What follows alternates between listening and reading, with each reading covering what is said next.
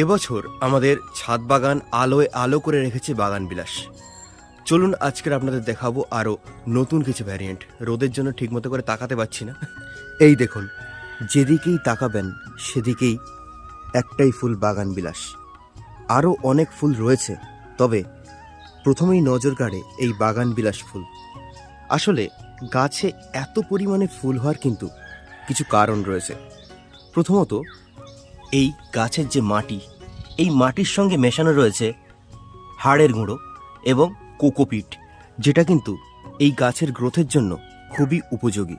হ্যাঁ, আপনি যদি ভাবেন যে প্রতিদিন গাছে জল দেবেন, তাহলে কিন্তু আপনি কোনোদিনই একটা ফুল গাছকে সম্পূর্ণ ভালোভাবে সুস্থভাবে গ্রো করতে পারবেন না। গাছ কিন্তু নষ্ট হয়ে যাবে। তার সাথে মাটি তৈরির যে প্রক্রিয়াটা বললাম, এটা অবশ্যই ফলো করবেন। আপনাদের বাগান বিলাস গাছও এরকম আলোয় ভরে উঠবে।